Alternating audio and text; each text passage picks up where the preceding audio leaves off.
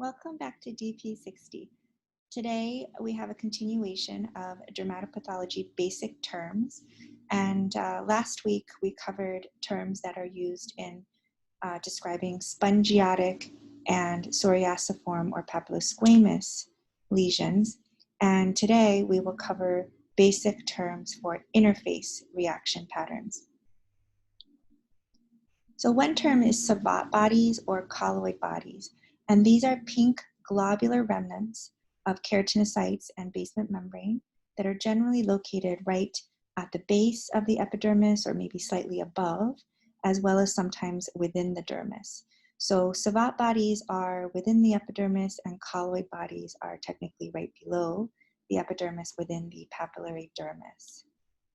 Hypergranulosis refers to an increased granular layer, as seen here in lichen planus, and contrast that with a decreased granular layer, which is hypogranulosis, which you learned about last week with psoriasis. Orthokeratosis or hyperkeratosis, or sometimes called orthohyperkeratosis, just refers to an increased thickness of the stratum corneum without retained nuclei. When there are retained nuclei within the stratum corneum, we call that parakeratosis. Vacuolar change is just formation of clear spaces within the basal layer so that there are vacuoles or holes within the basal cells. This is seen here in lupus erythematosus. A lycanoid infiltrate is just a band of lymphocytes below the epidermis. So you can see this confluent band of small blue cells, the lymphocytes, obscuring the derma-epidermal junction right here. So sometimes diseases are both lycanoid as well as vacuolar, which is why some experts use lycanoid, interface, and vacuolar, all three of those terms interchangeably. So again, lycanoid is when there's a band of lymphocytes, and vacuolar change is when you have these holes or vacuoles within the basal layer of the epidermis.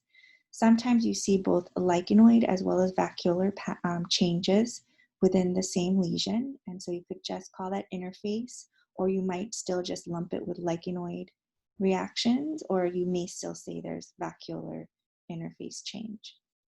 This is a case of pityriasis lichenoides at varioliformis acuta. So to sum up the histology of inflammatory reaction patterns that we've seen thus far, today we mainly covered interface, lichenoid, vacuolar, or both patterns like we saw in that last example of pityriasis lichenoides, where you have something at the interface of the dermal and the epidermal junction, either inflammation like a band of lymphocytes or holes within those basal cells, so vacuoles.